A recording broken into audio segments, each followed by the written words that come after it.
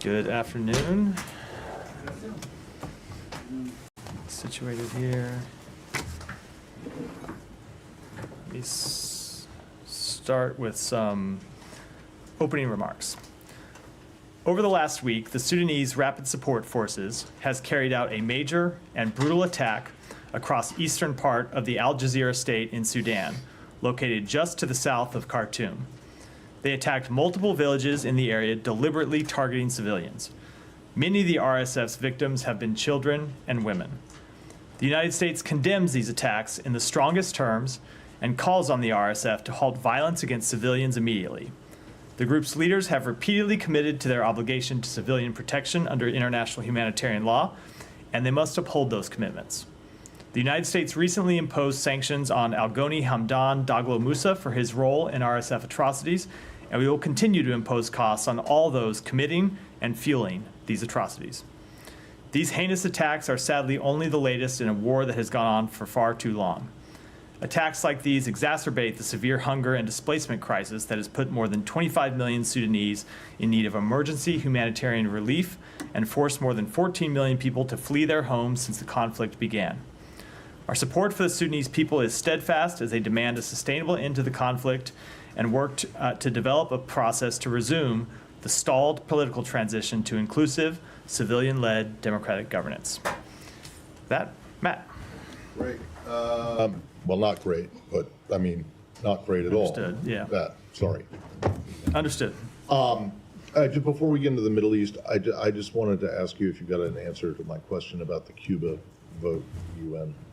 I know there's going to be a vote today. I don't believe it's happened yet. It's occurring this afternoon. Yes. So, what was your question? How we will vote? We will vote no, but you will vote no. We will vote have no. you lined up anyone? As I said, as I previewed yesterday, it was likely. I didn't think we were going to vote for a resolution condemning ourselves, and in fact, we will vote no. Have you lined up anyone to vote with you? I think I'll wait until we see the vote result to talk about the outcome. So no, you're not sure if you'll get one or two others. I would not expect an outcome.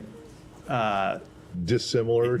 I was saying inconsistent. Dissimilar is a better word than to previous outcomes. In other words, this is a resolution. Another demonstration of virtually the entire world's opposition to this embargo. Right? I wouldn't expect a dissimilar result, but we have made our position clear on it for some time, and we'll continue in our vote at the UN today. All right.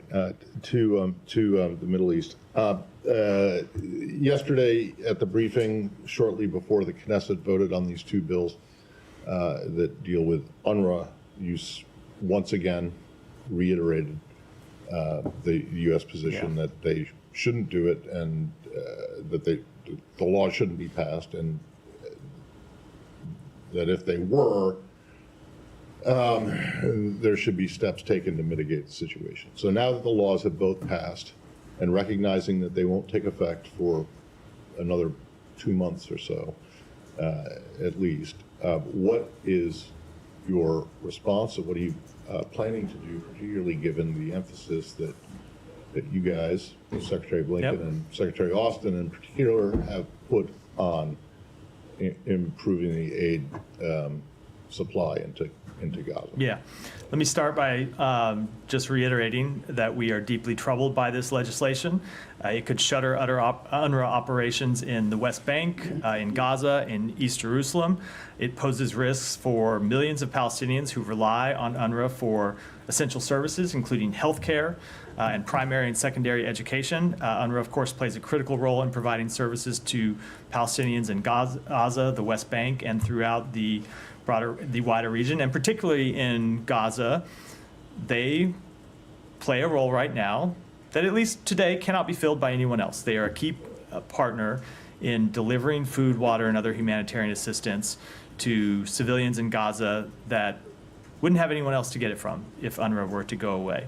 So we have made clear our concerns over this bill. We have made clear our opposition to this bill. As the Secretary said in his letter, and as I reiterated yesterday, there could be consequences under U.S. law and U.S. policy for the implementation of this legislation. We are going to engage with the government of Israel in the days ahead about how they plan to implement it. We're going to watch and see if there are legal challenges to the law and if there's any impact by those legal challenges. And then we'll make our decisions after looking at all of those factors. All right, I'll let others go. Can I follow up on the John. aspect? Let me just, I can't let you go without commenting. That's a fantastic shirt thanks. before we get going. It's great. Actually, I bought from Angola, so anybody on this trip. I figured you got that on the trip that we were on, so it's great. Well, Africa's a fashion powerhouse.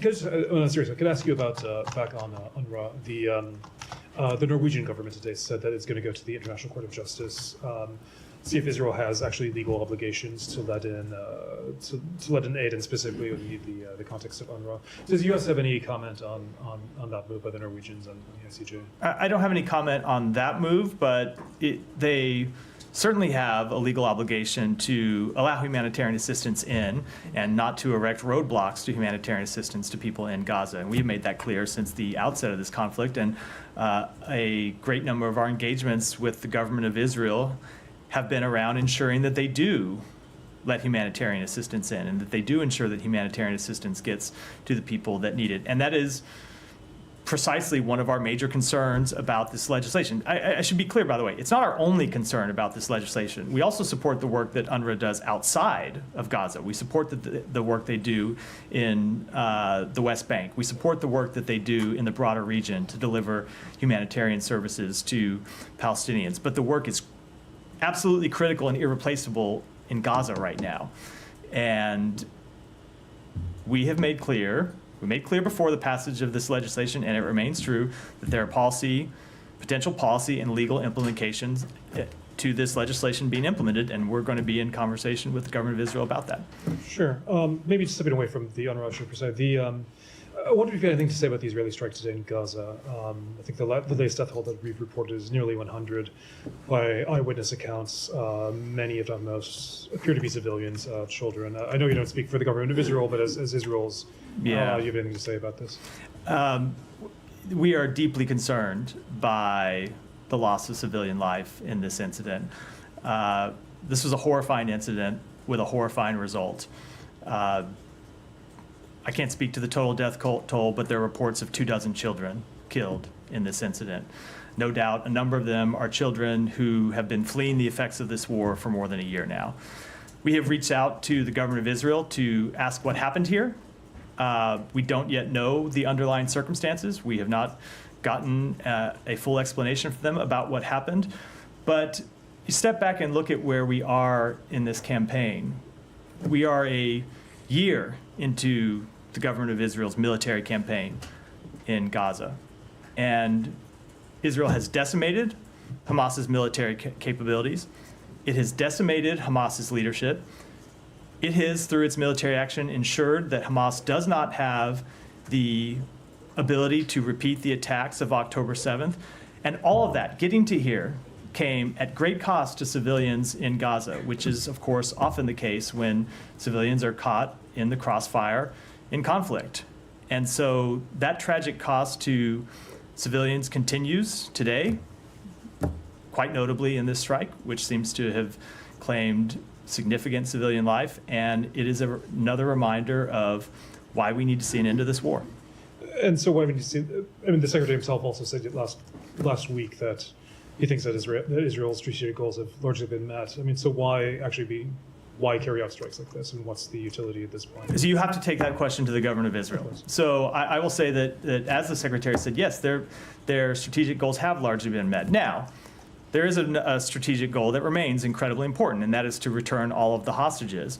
But as you have heard any number of leaders in our government speak to for some time, from the President to Secretary Blinken to Secretary of Defense Austin, it is critically important, not just to the people of Gaza, but to Israelis and to Israel's own security, that Israel be mindful of achieving larger security, that Israel be mindful of achieving a larger strategic success. And that they be mindful of finding a way to end this campaign in a way that brings the hostages home and in a way that ensures their security, and not just continuing in an endless, perpetual conflict. Just one more, and this has obviously been something you've been asked many times over the past year, but what is the U.S. going to do about it? I mean, the U.S. is obviously the major arms supplier to Israel, the major diplomatic supporter of Israel. You said that this incident is horrifying, and while you're trying to address and try to find out more information, what would be the consequences, if any, if the U.S. feels that this was without warrant? It's hard to say it's justified in any case, but if the U.S. decides that this was what it was. Look, so not to get ahead of things, but when it comes to assessing any one individual strike, it's something that we have to be very deliberate about and take time to assess the underlying circumstances to decide whether there was any particular potential legal violation and what the implications of that would be. I will say what we are going to do about it, though, is to continue to try and end the war and continue to impress upon to the government of Israel the need to end this war, to continue to work with the other mediators, Egypt and Qatar, to try and find a way forward to end this war, and to continue to work with partners throughout the region and throughout the world to present a plan for what follows the war, which would give Israel the confidence that they don't need to continue an endless fight, that there would be actual security in Gaza that would provide security for Israel too, and so that they can withdraw their forces from Israel and know that there isn't an ongoing threat to Israeli civilians and to the state of Israel. Sorry, Shannon, go ahead. I'm coming to you next. I'm just going to go down the line, although then I have to skip Jillian. So I've skipped Jillian, sorry. Having promised Shannon Humair, I'll do Shannon Humair and then Jillian. Going back to the letter sent by Secretary Blinken and Secretary Austin to the Israeli government, it calls for the creation of a virtual channel to discuss civilian harm incidents and says the first virtual meeting of that channel should take place before the end of October. Has it happened yet, or is it on the books? We have had conversations about the establishment of that channel. I don't have anything definitive yet to report. We continue to have conversations about how to establish that in a way that will be meaningful and will actually produce results. Does the State Department consider that meeting or its equivalent to have taken place already? I don't have an announcement to make today. We have a few days left in the month. Yeah. Matt, so on that letter, I think that was sent about more than 2 weeks ago. Does the United States have some sort of an interim assessment on how Israel has done so far in terms of fulfilling U.S. requirements, given what's going on in northern Gaza too? So we have been watching and engaging with them about each of the steps that we called on them to implement in that letter. Now, I'm not, during this 30-day period, going to go through line by line and say which one has been implemented and which one has not, although we are very carefully tracking that, and we are engaging with them about specific steps that we want to see them take. But I don't think it's appropriate for me, while we're going through this process, to go through one by one and talk about where they are. Just speaking largely, though, or speaking broadly, I should say, we have seen some progress, but we haven't seen enough. So I said last week, what the Secretary said last week, it continues to be the case that we have seen them take some initial steps, but we need to see them do much more, and we are engaged with them to impress upon them the importance of doing much, much more. Right. Given it's another 2 weeks left, I believe, how confident that are you that they are actually going to fulfill these? I don't think it's appropriate for me to make any predictions at this point. We made clear what the steps are we want to see implemented. We put a deadline on it. Let's wait until we get to the deadline to talk about where things stand. Right, and about this deadline, there is a lot of commentary out there, and in the law, there is no grace period. You are saying at this moment in time that you have not seen enough from Israel. So I just want to ask the question that a lot of people out there are asking: why not implement the law now? We are implementing the law. We have not assessed them to be in violation of the law at this point. But you're just saying they're not fulfilling the things that you want from them. They are impeding aid into Gaza. That is not what I said. They're not impeding. That is not what I said. We have outlined a number of steps that we want to see them take in the letter. Right. Now, to answer your question, the reason why we didn't set an immediate deadline, or you have to implement all these steps 5 minutes after you get the letter, or you have to implement all these steps 7 days after the letter, is because there are some of the steps that we understand take actual time to implement. If you Sure, look at but some it's of in the, 2 weeks. oh, hold on, just wait. Yeah, but we thought that 30 days was an appropriate measure, not 2 weeks, or we'd put 2 weeks in the letter. There were some things that we wanted to see happen immediately, and we saw some of those happen immediately. We saw Erez reopen immediately. We saw the Jordan route reopen immediately. And the letter made clear some things we want to see happen immediately, and then we need to see other things happen within 30 days. We're not yet at 30 days. I promise you we will have an extensive conversation about this at the end of that 30-day period, but we're in that window now. Okay. But I'm just having trouble understanding how the two things add up, and that is, the secretary has said, you've said, whatever Israel was doing to ensure more aid goes into Gaza, that has fallen off significantly. There hasn't been a sustained effort, and they have not been doing enough for a sustained period of time. How does that not mean that they're not impeding aid? Like, how can those two things be true at the same Because time? we have not judged them to have. So despite the fact that they're not doing enough, We had they haven't not, been so, impeding aid. so we thought it was appropriate that when we saw the decrease, look, there are a lot of reasons that aid cannot make it in. Some of them can be intentional, some of them can be unintentional, some of them can be bureaucratic, either inside Israel system or inside the UN system. Some can be the effect of criminal looters, who obviously the government of Israel does not control and is not responsible for. And so given all of those different factors that can go into the result that we saw, and the result that we saw was aid coming down more than 50% from its peak, we made clear that, look, on the things that you can control, on the things that the government of Israel can control, recognizing that you don't control everything, we want to see steps. And at the end of those steps, we will come back and talk about what the results have been. Just one final thing on northern Gaza. When you were answering, I think, Shannon, you talked about this endless cycle that the Israeli military seems to be in right now. So is the U.S. calling the Israeli military to wrap up, to finish what it's doing in northern Gaza now? We want to find a durable end to the war. And I say the durable end to the war is important, an important way to think about it. We've not called on Israel to just withdraw from Gaza and leave a vacuum there, because a vacuum actually doesn't help the Palestinian people, who would be once again living pretty immediately under Hamas's tyranny and would be potentially subject to the same jeopardy that Hamas has put them in for the past year by launching terrorist attacks against Israel.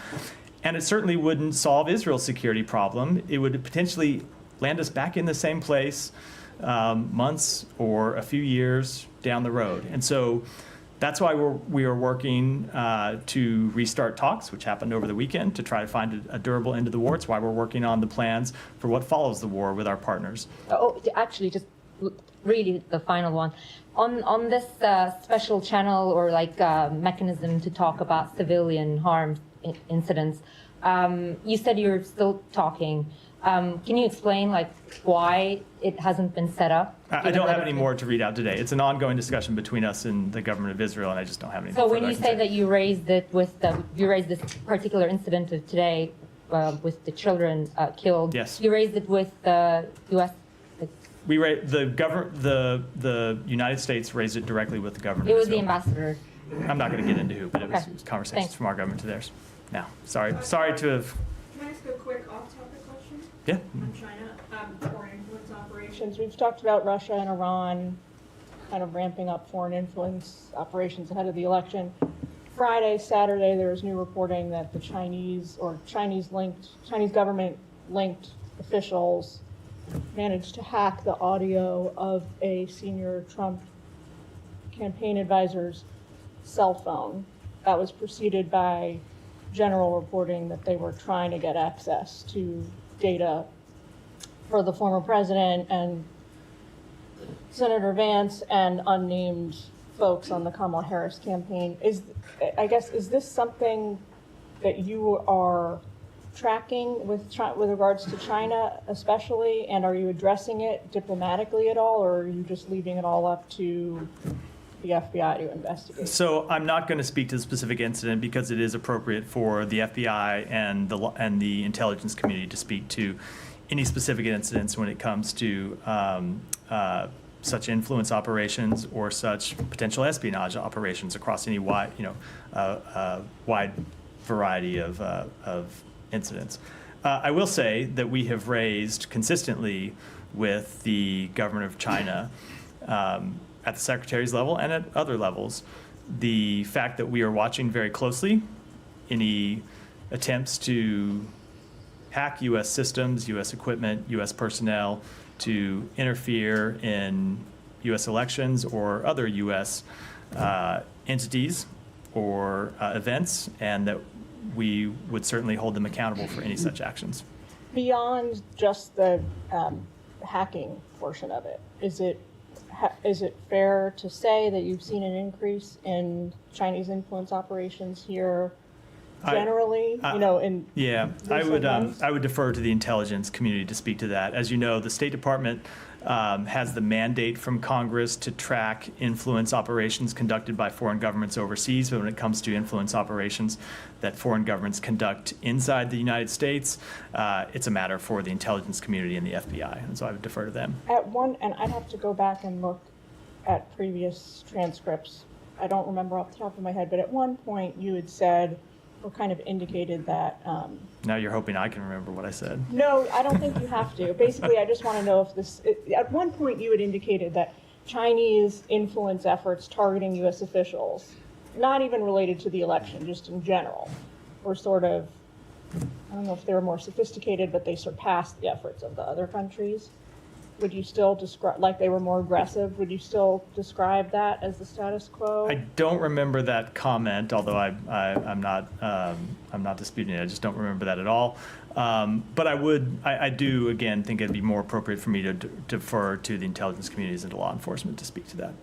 Okay. So it's not, is it fair, it's fair to say you don't really address that? It's just not, yeah, it's not that on the, look, so when it comes to making assessments about what's happening inside the United States and monitoring what's happening inside the United States, the intelligence community and law enforcement does that work. Now, when there is something that rises to a level of concern that needs to be addressed directly with the Chinese government, we do address it directly with the Chinese government. And we have, over many number of months, made clear directly to Chinese officials our concerns about this type of behavior and the potential for this type of behavior and the fact that we would take it very seriously.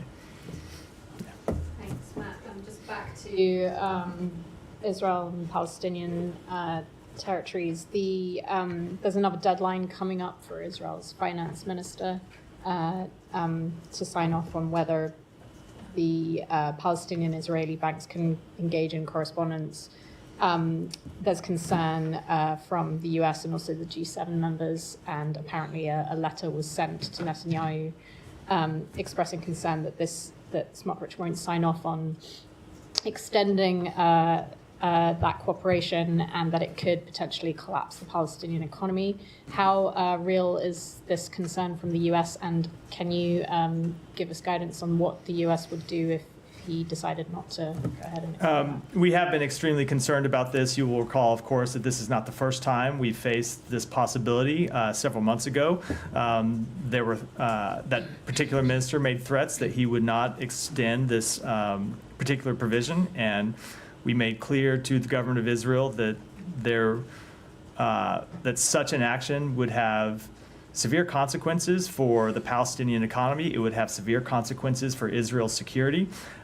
It would potentially cause enormous disruption in the West Bank. And that's not in the Palestinians' interest, and it's not in Israel's interest. And we were able to impress upon the government of Israel the incredibly harmful nature of such an action the last time they got up to such a deadline, and convince them to extend it. And we're continuing to impress upon them the same thing this time. I don't want to deal with a hypothetical about what would happen if they didn't extend this provision. It's important that they do. Yeah, Saeed.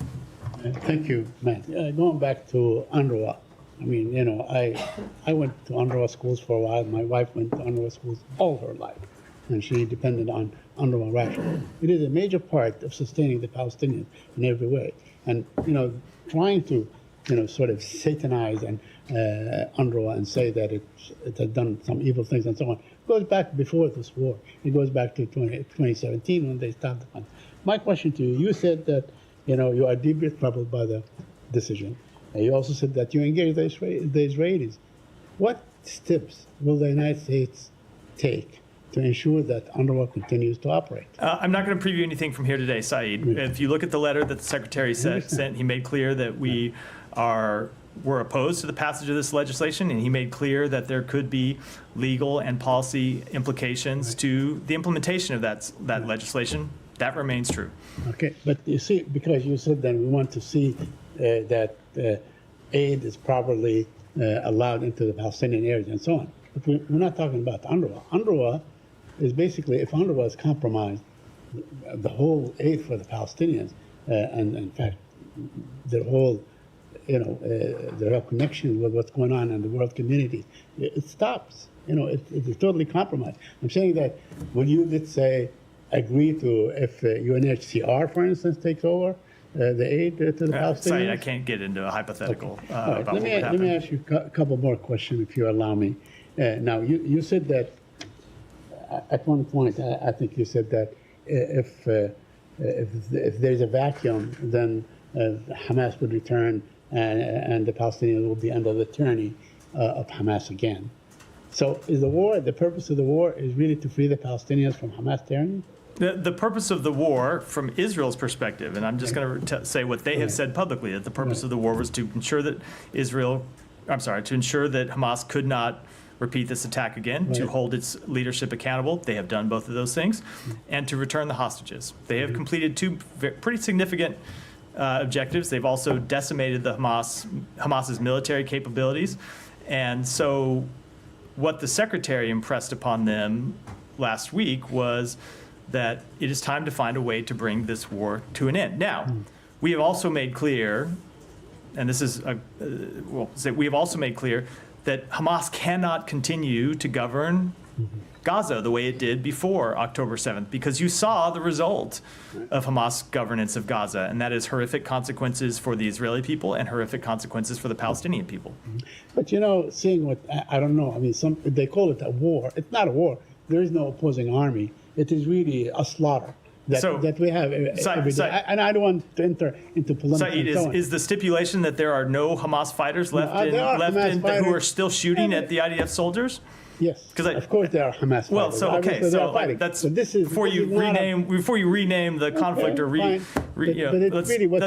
let's just establish facts about what is actually happening. Honestly, what we see day after day is a slaughter. It is a slaughter. I think there will come a time when you guys have to call it exactly what it is, because every day, I asked this question several weeks back about Palestinians get up every day, for another 100 dead, for another 100, and this keeps going on. There is no end in sight. It doesn't seem that Israel has any incentive to basically indulge even in serious talks about a ceasefire. Saeed, the horrific consequences of this war are exactly why we are trying to end it. The very things you just went through, and I would add to the suffering that's going on, the suffering of the hostages and the hostages' families, is for all those reasons that we're trying to end the war, and trying to end the war in a way that ensures peace and security for Israelis and Palestinians in the future. Okay, one last question on the aid.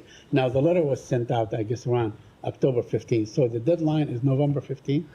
I think it was sent on November 13th. It was sent October 14th. It was 30 days. 14th. There's Sorry, 31 days in October, day. so that might be November 13th. I don't know when you start the count, but there will be a lawyer somewhere in our building who could tell you the answer, the precise answer to that question. So on November 15th, we're going to say the deadline has passed and you have not done.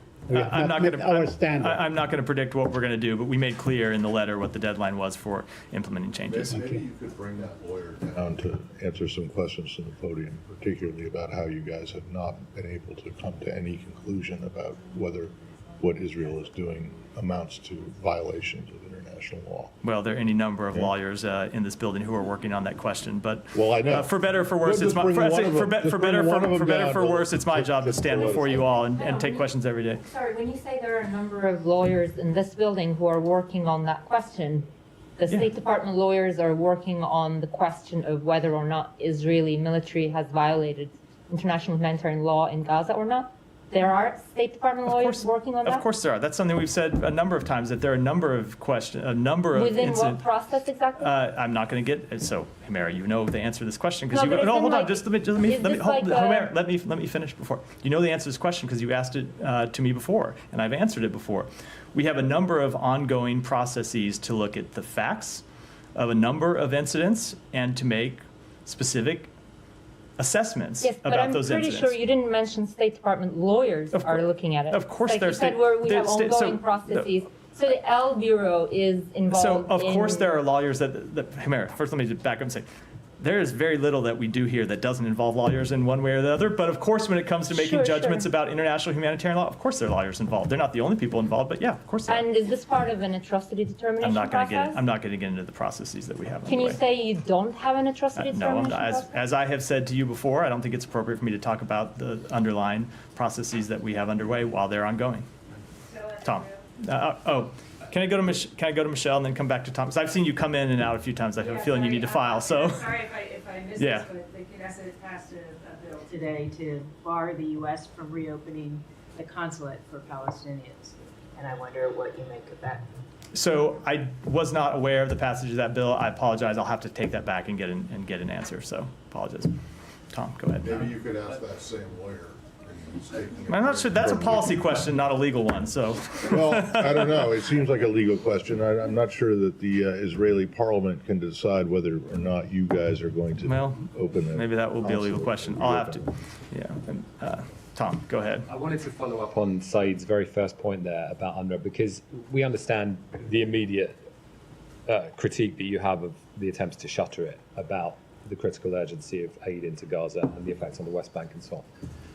But there is a deeper motivation for a lot of Israeli politicians, especially nationalists, who want to break the link, the historical link between Palestinian registered refugees of today and their historical dispossession in 1947, 1948, because that breaks the link between when 750,000 Palestinians fled or were forced from their homes in what is now Israel in 48, and the conflict today. So that's really important. And I just want to get a sense from you, because I don't know if we've heard an answer to this question. Do you support those Palestinians continuing to have registered refugee status? So I can't speak to that today. I can tell you what we're focused on when it comes to UNRWA's work are the critical services that they provide. And they provide those services, as I said, in Gaza, in the West Bank, across the region, and it's critical that work to continue. Now, as to the broader question, I can take that back and get you an answer. Okay, I mean, it's just important because you said... Not here, I'll take you back and get an answer. Okay, fine. On your own letter of the 13th of October, you warned in there, about the effects of legislation to ban UNRWA. And you said to Gallant and Derma, we ask that you take all possible steps, whether with lawmakers or using the authorities of the Prime Minister's office to ensure this doesn't come to pass. I mean, that part, it seems they've already clearly ignored because the vote has passed. So they've had 2 weeks to work with lawmakers to stop it. They're not listening to you? The bill has passed, so But you asked them to work with lawmakers to ensure this doesn't come to pass. So that part you've already lost on. so as I said before, the bill's passed, and we made quite clear our concerns, and we will make our decisions based on the next steps, based on the implementation of this law, and based on any potential legal challenges. As I said, there's always, when you have controversial laws that like this that pass, the potential for challenges that delay their implementation. I don't know if that will happen, but we're going to watch over the next few days to see. But I asked the question because does it give you any sense of how closely or how seriously they take your letter? Because they've already ignored that part. Well, we're going to see, right? Look, I'll tell you, we've heard the Secretary speak to this. We've seen them already take a number of steps that we called for, and others they haven't taken yet. So we're going to we're going to look at the end of the 30 days and go through and see what they've implemented, what they haven't. So just let me go on this point, because that's your letter. In the March 28th ICJ order on the South Africa genocide case, in order 51-2A, I think it is, they say that Israel must take all necessary and effective measures to ensure, without delay, in full cooperation with the United Nations, the unhindered provision, to allow aid to get into Gaza. I mean, in full cooperation with the United Nations, or the country in question to then ban the primary UN agency that is responsible for that. does not seem like full cooperation. So I will admit that do not remember, I read that order when it came down, I do not have it in front of me and do not have the provision that you're looking at to study, but we have made clear, I will say we've made clear, kind of in keeping with that order, precisely how important it is that UNRWA be allowed to continue. And even if you step back from UNRWA, how important it is that Israel cooperate with all of the UN agencies that are operating on the ground inside Gaza to deliver food, water, medicine, and other humanitarian assistance. And it continues to be critical that they take those steps. But do you, I mean, you talked about its importance, but this is a key organ of international humanitarian law that has made this order this year in the midst of this crisis. I mean, do you back that call by the ICJ? We absolutely want to see humanitarian assistance get in. We want to see it get in through the other UN partners, and we want to see it get in through UNRWA. And just finally, on this airstrike in Bet Lahia you referenced, you talked about, the war's gone on for a year. Getting here came at great cost to civilians in Gaza, often the case when civilians are caught in the crossfire of conflict. And I know you've used that phrase many times before. Is that a specific reference to this airstrike, and you see this as crossfire? No, as I also said, as you notice, if you would note, my full quote said, "We don't know what happened in this strike. We don't know the particular circumstances." So no, it was about the broader conflict. When it comes to this particular strike, we have reached out to the government of Israel for information, made clear we want to know exactly what happened, how you could have a result that produces, according to reports, dozens of children dead, and we don't yet know the answer to that question. I just raise it because it is an expression you've used and secretary's used many times about crossfire, including, when there have been many civilian casualties in airstrikes. I mean, the Palestinians do not have air defenses, so I'm just sort of puzzled about this use of the phrase crossfire. So I think it should be pretty clear. First of all, when I made clear it was about the broader Absolutely, conflict. And in the airstrikes. broader conflict, you do have Hamas leadership, Hamas battalions who locate themselves under civilian buildings and fire at Israeli forces from civilian buildings. Now, just to say, there are something, and that's crossfire, right? You have times when there are airstrikes that Israel carries out because they know that Hamas is located there. There are times they carry out airstrikes because they have IDF soldiers on the ground who are coming under fire from a particular location, and this is a standard military practice, obviously, and they call in an airstrike to take out that location because they have soldiers who are under fire from there. That's the definition of crossfire, I think. Isn't it a bit disingenuous, though, because crossfire would be understood to mean if civilians are caught in crossfire, you would understand that usually to be an accident on the ground because people are literally caught in crossfire. But using it to describe airstrikes when many, many civilians are killed feels misleading. I think crossfire means civilians caught between one military striking a terrorist organization or another military, or a terrorist organization striking a military, and that is what is happening in these incidents. Yeah, Abby. You said earlier, and this is a hypothetical, but I'm starting with your own hypothetical, if this UNRWA legislation was implemented. A hypothetical on a hypothetical. Well, following on yours, if this UNRWA legislation is implemented, just digging down on that, you've described them as irreplaceable, that there's no alternative. So at that point, would you assess that Israel is directly or indirectly impeding the delivery of humanitarian aid? I really can't predict what kind of an assessment we will make in the future. I made clear our concerns over it, and I made clear we're going to watch over the coming days what happens with the implementation of this law, but where we will land, I'm not going to forecast today. And then there are some reports from earlier this week that the IDF detained medical staff within one of the largest hospitals in northern Gaza. The UN said yesterday that they left 2 doctors to take care of hundreds of patients. Is the U.S. Asking Israel about what led them to detain those medical staff, and are you satisfied with their answer? We are asking. I don't have an answer yet. Okay. Yeah. Are you concerned about? Certainly, we would be concerned about the reports of doctors being detained if it prevented doctors from, if there was no reasonable basis for that detention and it was preventing them from carrying out critical life-saving work. Absolutely, we would be concerned about that. But as always, we want to establish the actual facts, and we're looking into it and asking the government of Israel for more information. Janie. Thank you, Matt. A couple of questions on Russia and North Korea. And I will follow up, if I may. North Korea's foreign minister went to Russia to discuss additional dispatch of North Korean troops. And Russian Foreign Minister Sergei Lavrov claimed that the dispatch of North Korean troops was legally justified under the Russia and North Korea mutual military treaty. Do you think that the dispatch of North Korean troops to help Russia's illegal war is a violation of international law? We do. We believe that Russia's training of DPRK soldiers involving arms or related material is a direct violation of Security Council Resolutions 1718, 1874, and 2270. And DPRK soldiers providing or receiving any training or other assistance related to the use of ballistic missiles or other arms would violate Resolutions 1718, 1874, and 2070, in addition to Russia and the DPRK's ongoing UN arms embargo violations. And one more, the UN Security Council meeting on the North Korea's military deployment will be held tomorrow. As you know, sanctions in the Security Council will be difficult due to opposition from China and Russia.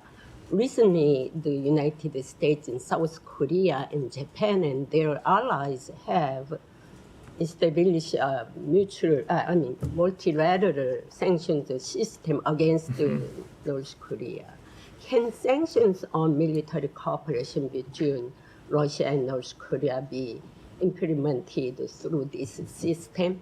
So the multilateral sanctions monitoring team is a mechanism for examination, analysis, and public reporting on the implementation of UN sanctions measures against the DPRK. It's not a sanctions imposing mechanism itself, but of course we do maintain the ability to impose sanctions on both Russia and North Korea. We've shown we're willing to use those abilities and authorities in the past, and we will continue to do so when appropriate.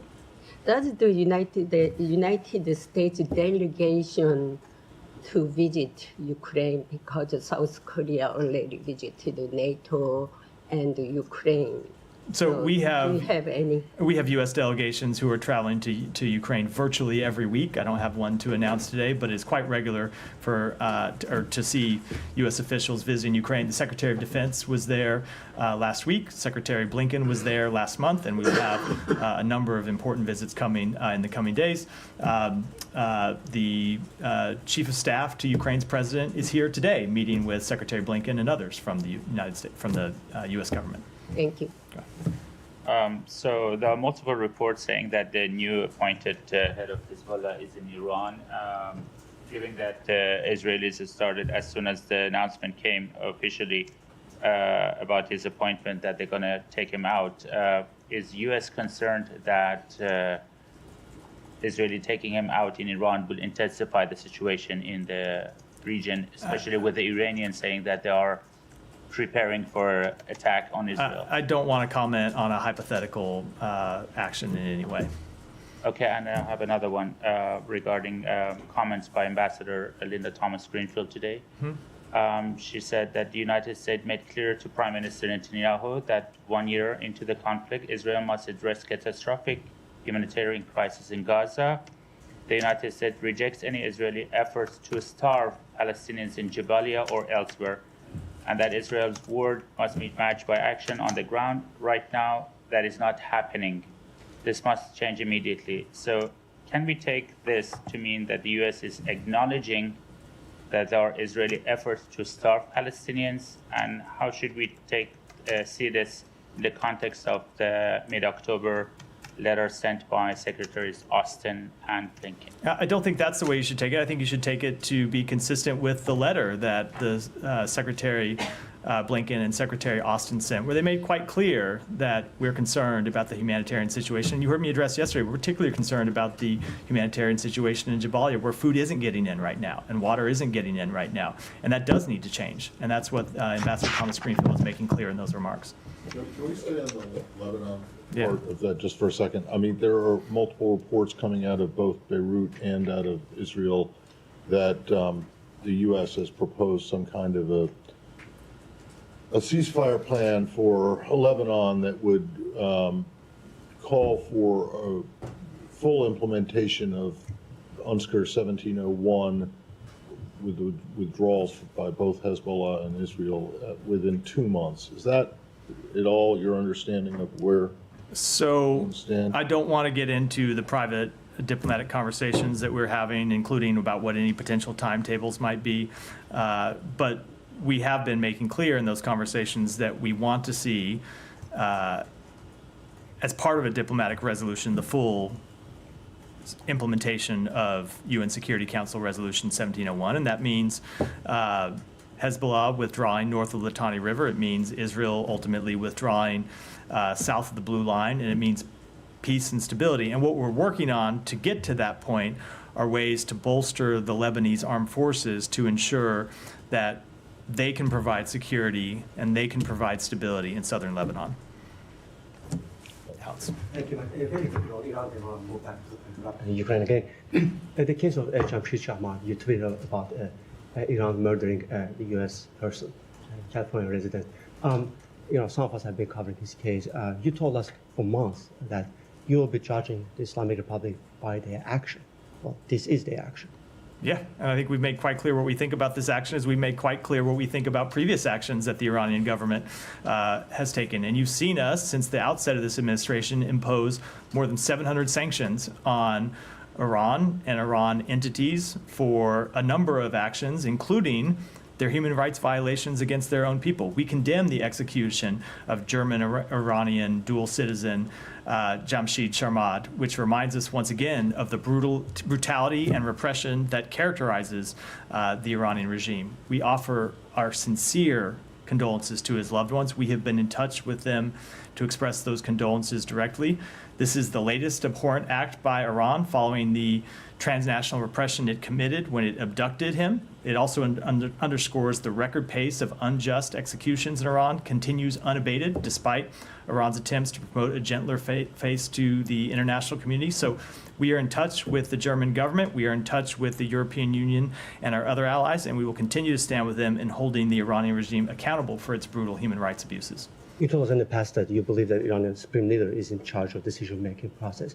So by refusing to sanction him in the past, in the Mahsa case and other cases, do you think you're actually creating an atmosphere in which he's acting in... Alex, I just went through the litany of sanctions that we have imposed on Iran. And I'll remind you that we have worked with other entities around the world to impose sanctions on Iran. If you look at what happened in just the last month, you saw our European allies step up for the first time and impose sanctions on Iran Air, which will have real implications for that airline's ability to operate flights between Iran and European destinations. So I will make no apologies for our efforts to hold Iran accountable for its behavior. Thank you. On Ukraine, you spoke about the Yermak meeting. I know I say you might not want to get ahead of the meeting, but here's a question about it. 2 questions actually. If you here's a question to get ahead of the meeting. If you indulge me, there are reports The White that House has already put out a statement about his meeting with Jake. He met with Jake earlier. He's meeting with the secretary. The meeting with the secretary. White House statement's already out. Right. Well, I apologize for not putting out a statement about a meeting that hasn't happened yet here at the how much of the Parliament. issue of North Korea, supplying, the troops for Russia to fight in Ukraine will be the subject. Certainly, that will be one of the topics that they cover. The U.S. will not impose restrictions in future if that is the case. Can you confirm that this is actually in? I'm not going to comment on those reports. Let me, Alex. That was 4 or 5. I got to move on. Go ahead. Thank you. Well, a couple of weeks ago, Department of Justice indicted an Indian agent for a murder plot against a Sikh human rights lawyer in New York. You told us that U.S. wants to see meaningful accountability by the Modi government, but that agent still has not been arrested. So what are the next steps? Is U.S. seeking his extradition? So that's a matter I would refer you to the Justice Department on when it comes to a question of extradition. That, of course, is a legal matter. We always defer to DOJ to speak to extradition.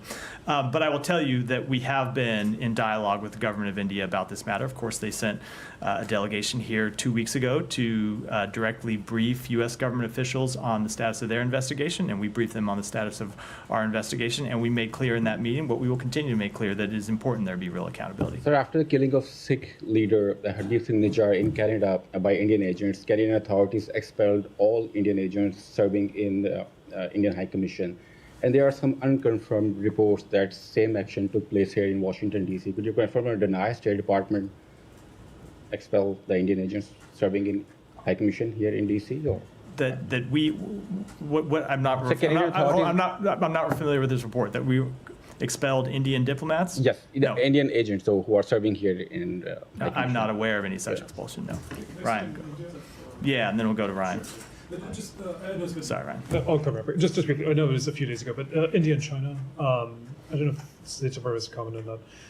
India and China said that they're working to resolve their border role potentially through joint patrols was reached during the BRICS summit. Does the U.S. have any comment on that? Has the U.S. had any indirect engagement on this? So we're closely following the developments. We understand that both countries have taken initial steps to withdraw troops from friction points along the line of actual control. We welcome any reduction in tensions along the border. And does the U.S. had the U.S. played any role in No, we have talked to our Indian partners and been briefed on it, but we did not play any role in this resolution. Go ahead, Ryan. Thank you. So you commented earlier on how the letter that you guys sent in mid-October to Israel mentions suggests that they not pass the UNRWA ban. Right above that, in that same letter, bullet point 3 of the 3 bullet points says that Israel should also end isolation of northern Gaza by reaffirming that there will be no Israeli government policy of forced evacuations of civilians from northern to southern Gaza, ensuring humanitarian organizations have continuous access to northern Gaza through northern crossings and from southern Gaza. Obviously, the 30 days isn't up, but 2 weeks ago, the situation in northern Gaza was bad. Like today, it's utterly dystopian. The opposite of making progress has happened there. Somebody mentioned the 109 civilians killed in this residential building as part of this forced evacuation. So it seems like neither of those two things have happened, and in fact, they've gone the opposite direction. Do you need the 30 days to make an assessment on at least that bullet? So we have made clear that the situation in northern Gaza, which is what that bullet refers to, needs to change. And Secretary Blinken made clear directly to the Prime Minister last week that the situation in northern Gaza needs to change, that we need to see everyone in northern Gaza, every civilian in northern Gaza have access to food and water and other humanitarian assistance, and we're going to continue to make that clear.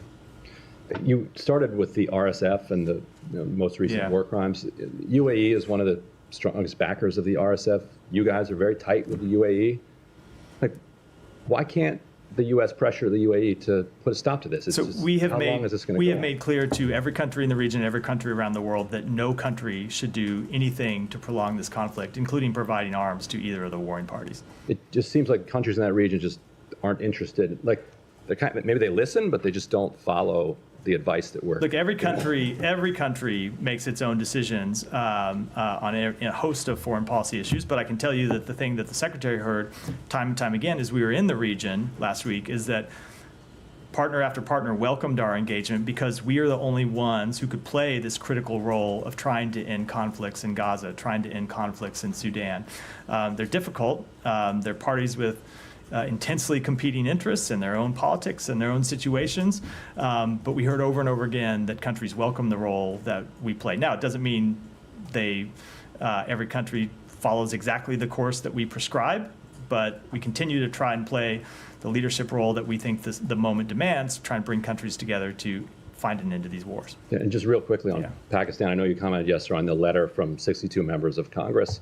The Pakistan media is reporting that Pakistan security services responded to that letter by putting out dossiers of the members of Congress who signed that letter and flagging a particular number of them that were Jewish and a particular number of them that were supporters of LGBT rights in an effort to undermine the strength of that letter. Is there any level of kind of embarrassing conduct from the ISI or from the Pakistan military that would cause the U.S. to kind of rethink this relationship? Let me just say, obviously that's something that would be concerning us, but I haven't seen that report yet. So before I offer a substantive comment on it, I want to take a look at the report myself and be able to weigh in on it. And we'll either get you a written answer. I'm happy to come back and address it tomorrow from the podium. Thank you. Yeah, go ahead. Thank you. On Thursday's phone call between Secretary Blinken and Turkish Foreign Minister Hakan Fidan, can you please give me more details on what was discussed specifically about Turkey's fight against terror, given that call came immediately after Turkey was hit by a terror attack? Yeah, so there were a number of things that the Secretary and the Foreign Minister covered on the call. First of all, the Secretary expressed the United States' condolences for that attack and expressed our solidarity with the Turkish people in the face of a terrorist attack. But then they also on the call addressed the work that the secretary had been doing in the region to bring the war in Gaza to an end, to find a diplomatic resolution to the conflict in Lebanon, to work to prevent the situation between Israel and Iran from further escalating.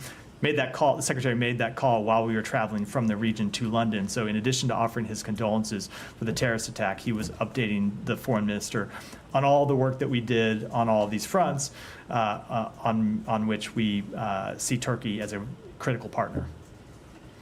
One more and then we'll wrap for today. Thank you, sir. Two quick questions for you. First on UNRWA, you mentioned the U.S. playing the indispensable role of trying to end conflicts. Ambassador Thomas Greenfield brought up today that Israel and the UN need to talk to each other, not at each other. There's this 90-day window now before the implementation. Does the U.S., while it's pressuring Israel, go to the UN and say, listen, you're not faultless here either. UNRWA has been infiltrated by Hamas. It's time not for these cosmetic whitewash report changes, but something really, really big here and try to meet halfway? Is there an opening for that? We have made quite clear that we have made quite clear that UNRWA needs to undertake reforms. We have made quite clear that they need to investigate any allegations brought to them of misconduct by their employees. And we have seen them conduct investigations, and we have seen them dismiss a number of employees. Now, when you look at look at further into this matter, you see that UNRWA has said, and if the government of Israel wants to dispute this, they should dispute it publicly. UNRWA has said that with respect to a number of the allegations that Israel has made against UNRWA employees, when UNRWA has asked for the information from the government of Israel that they would need to investigate those claims, the government of Israel has refused to provide it. So yes, UNRWA absolutely needs to take allegations seriously. They need to investigate them. If there is anyone on their payroll who is involved in the terrorist attacks of October 7th, who is connected to Hamas, who is involved in terrorism in any way, those people need to be dismissed, and UNRWA needs to look at reforms to ensure that such people are never hired again in the future. But the government of Israel also needs to provide information to UNRWA so it can carry out those investigations. The Secretary General mourned the loss of what he called a colleague who carried out a massacre in southern Israel. It's one of those things that Israel kind of looks at and says, something's not computing here. But I want to get to the second question. I know we're short. Special Rapporteur for Palestinian Rights, Francesca Albanese, is in the U.S. She's going to give a presentation to the UN, do a little speaking tour. Ambassador Thomas Greenfield, Ambassador Taylor at the Human Rights Council, Ambassador Lipstadt have all deemed the Special Rapporteur, in words or some phrase, a purveyor of anti-Semitism. I know you can't comment on individual visa issues, but in a broader perspective, we've seen countries deny entry to those who have a history of anti-Semitic comments. Is that taken into account at all in a broader perspective by the State Department when it issues visas? So I will just say that we have an obligation as the host country for the United Nations. We take that obligation very seriously, and one of those obligations is to grant visas to any number of individuals with views with which we do not agree. The Russian foreign minister travels to New York to participate in United Nations meetings. That is our obligation as the host of the United Nations, and it's one that we take seriously. And with that, we're out for today. Yeah, do one more? I wanted to go to my two separate individual people issues. The first on Iran. Do you have more to say about the execution yesterday of the U.S. resident? I did just a moment ago in response to. You did? Yeah, I did. Oh, I'm sorry, I completely missed that. Clearly. Okay, and then in Cambodia. I was trying to think of I'll leave it at that. So I'm sorry, I don't know what happened. I guess it just tuned out for a second. On Cambodia, the journalist. I tuned out to some of your questions too, Matt. So clearly, offense not taken. You can tell by the answers. The Cambodian journalist Mekdara was released on bail last week, but there are calls. The charges against him remain in place, and I'm just wondering if you guys have anything to say about whether or not you think those charges are valid or should be dropped. Let me just say that I think this is the first time we've had a chance to address this at the podium since he was released. So I'll say that, first of all, we welcome that Mekdara was released, and is able to reunite with his family, and we will continue to monitor his case closely. We raised his case at multiple levels in Cambodia and in Washington. We were one of many voices among governments, journalists, civil society representatives who expressed concern for his arrest and advocated for his release. And we will continue to monitor his case closely and call on Cambodian authorities to support a positive resolution for that case, ensuring that all of his rights are respected. Now, I don't know what the follow-up is going to be, so I'm just going to stop there and say, sometimes when it comes to sensitive diplomatic matters like this, we have found that it is better to say less and work harder privately, and that's this is one of those cases. So, and with that, I'm going to wrap. With that, I'm going to wrap for today. Thanks.